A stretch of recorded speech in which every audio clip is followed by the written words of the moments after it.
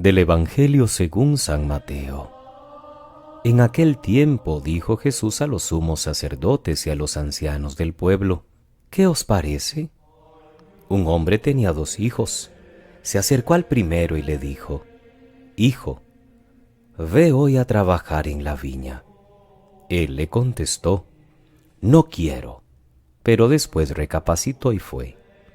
Se acercó al segundo y le dijo lo mismo. Él le contestó: Voy, Señor, pero no fue. ¿Quién de los 2 hizo lo que quería el Padre? Contestaron: El primero. Jesús les dijo: Os aseguro que los publicanos y las prostitutas os llevan la delantera en el camino del reino de Dios.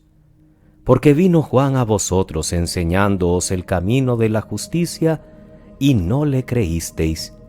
En cambio, los publicanos y prostitutas le creyeron. Y aún después de ver esto, vosotros no recapacitasteis ni le creísteis. Palabra del Señor. Gloria a ti, Señor Jesús. Es domingo 27 de septiembre, queridos hermanos. La palabra de este domingo 26 del tiempo ordinario nos da una importante lección, empezando por la lectura profética y el Salmo, y continuando con el texto del Evangelio. No basta con decir cosas, no basta la intención, hay que hacer lo que se dice. A un político no se le aplaude solo por sus intenciones o sus promesas en campaña electoral. Luego se espera que cumpla lo que ha dicho. Los fariseos recibieron a menudo reproches de Jesús en esta dirección. Decían lo que no eran capaces de hacer. ¿Y nosotros? ¿Cómo andaremos en la lección que hoy la palabra trata de meter fuertemente en el corazón? La primera lectura del profeta Ezequiel compara la conducta del justo y del malvado y su responsabilidad respectiva ante la dura experiencia del destierro y la destrucción de Jerusalén. Si uno es justo pero luego se aparta de su justicia, muere por la maldad que cometió. Si uno es malvado pero se convierte de la maldad, él mismo salva su vida.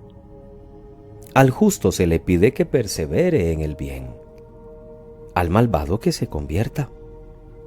El mensaje del profeta es esperanzador. Invita a todos a confiar en la bondad y el perdón de Dios, pero cada uno es responsable de sus actos y no puede escudarse en el grupo al que pertenece, porque al final de cuentas la salvación es una respuesta de cada uno de nosotros al amor misericordioso de Dios. Por eso en el Salmo encontramos, por una parte, una actitud de confianza. Recuerda, Señor, que tu misericordia es eterna. Por otro lado, pidiendo a Dios perdón por los pecados de la juventud. Y finalmente un acto de humildad. Señor, enséñame tus caminos. La carta a los Filipenses, que empezábamos a leer la semana pasada, contiene unos consejos muy propios de Pablo a la hora de edificar una comunidad fraterna que vive unida en el amor. Él quiere que todos los cristianos tengamos entrañas compasivas y un mismo amor y un mismo sentir sin rivalidades.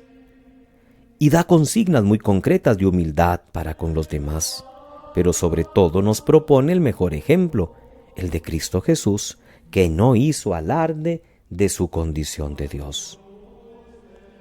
Mateo nos ha regalado hoy en labios de Jesús una pequeña parábola de la respuesta que puede encontrar Dios cuando invita a cada uno de nosotros a servir y a trabajar en su reino, a ser servidores de su viña, como decíamos el domingo pasado.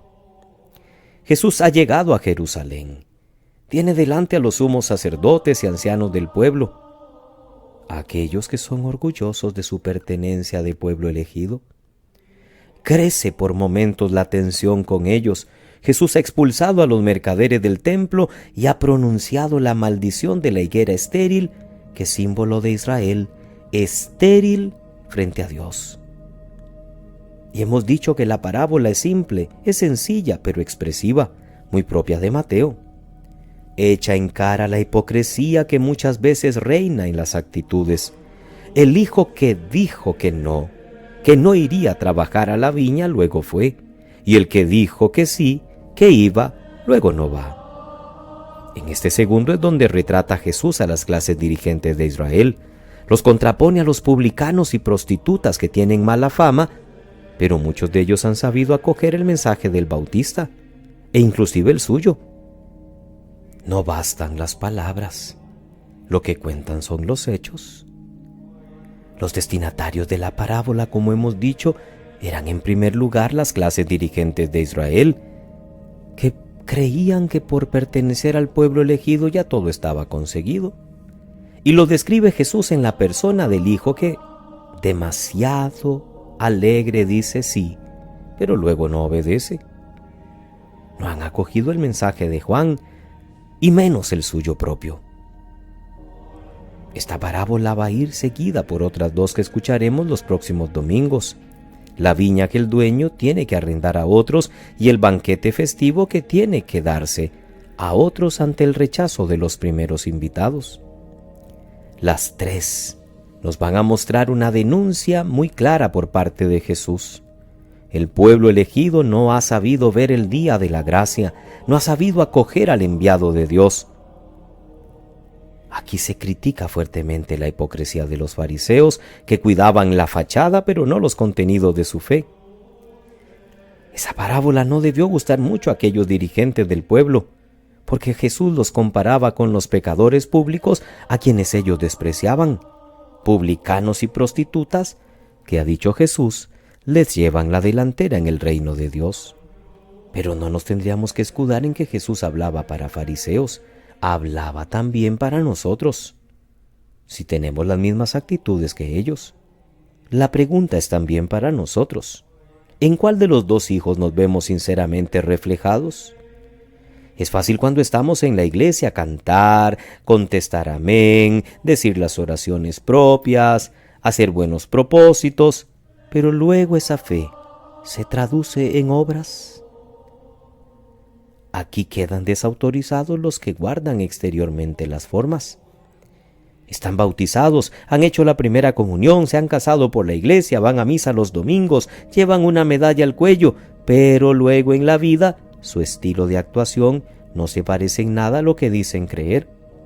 Andan en manifestaciones pro aborto, dicen que la iglesia tiene que callarse, andan exigiendo un estado laico sin saber ni siquiera qué es lo que significa, dicen que su cuerpo es suyo y hacen lo que les da la gana, perdonen la expresión. No hay asociación entre vida y fe. Y ese es el escándalo de nuestro tiempo. Cristianos light, cristianos que dentro de la iglesia son una cosa y luego en el trabajo, luego en la oficina, luego en donde sea, se olvidan de dar testimonio. Tenemos que aprender a cumplir la voluntad del Padre del Cielo. Solo así podremos ser llamados familia de Jesús. El hijo que dijo no representa a tantas personas que también hoy en día pueden sentir momentos de rebeldía contra la autoridad paterna, contra la tradición, contra la iglesia, contra Dios mismo. Un joven que ha crecido en una familia cristiana luego es sometido a esas influencias terribles, por ejemplo, a las que están sujetos nuestros jóvenes en las universidades estatales, donde a cucharadas, a paladas se les mete la doctrina o la ideología de género. Se les dice que el aborto es bueno, que la autoridad de la iglesia no sirve para nada, se quieren traer abajo los sacramentos, quieren hacer que los jóvenes buenos que vienen de familias buenas y santas tengan como un lavado de cerebro. Y muchos de ellos, lamentablemente, así pareciera que viven, completamente diferente a como un día salieron de casa para ir a las universidades. ¿Cuánto más si ni siquiera en la familia o en la escuela o en la sociedad han recibido la semilla de la fe? Hay un deseo de autoafirmación, de libertad, de independencia. Esto es lógico. Y puede ser hasta signo de madurez y de personalidad. Lo importante es que alguien pueda ayudarles a recapacitar y volver ese no en un sí, como el joven de la parábola. Porque puede darse muy bien que entre esas personas oficialmente no buenas hay auténticos hijos de Dios que llevan una vida honrada y solidaria con los demás. Los jóvenes, en efecto, son diferentes, pero seguro que tienen valores que nosotros no teníamos a sus años, y nos pueden dar lecciones a los mayores, no solo nosotros a ellos. Lo mismo podríamos decir de otra clase de personas que hoy en día no son muy apreciadas en la sociedad: los inmigrantes o los que profesan otra religión. No debería extrañarnos si oímos decir que un obispo ha pasado la fiesta de Navidad con los reclusos en una prisión, como el representante del Buen Pastor, así como lo ha hecho el Papa en algunas de las fiestas de Pascua recientes. A pesar de las circunstancias que les han llevado allí, también ellos son hijos de Dios y puede ser que tengan valores insospechados. Jesús el Buen Pastor hizo una afirmación que nos parece desconcertante: habrá más alegría en el cielo por un pecador convertido que por 100 justos que perseveren. Los que dicen sí, muchas veces seguramente son luego consecuentes o intentan serlo en sus vidas. Pero puede ser que algunos pronuncien ese sí superficialmente, sin personalidad, por costumbre o por miedo. Por fuera dicen sí, por dentro están gritando no. Y tal vez mantendrán la hipocresía que tanto criticaba Jesús a los fariseos de su tiempo. Por eso este domingo examinémonos. ¿Seremos como el primer hijo? ¿Como el segundo? Si le decimos sí al Señor, seamos perseverantes para mantenernos en Él. Que pasen muy feliz domingo. Que Dios les bendiga.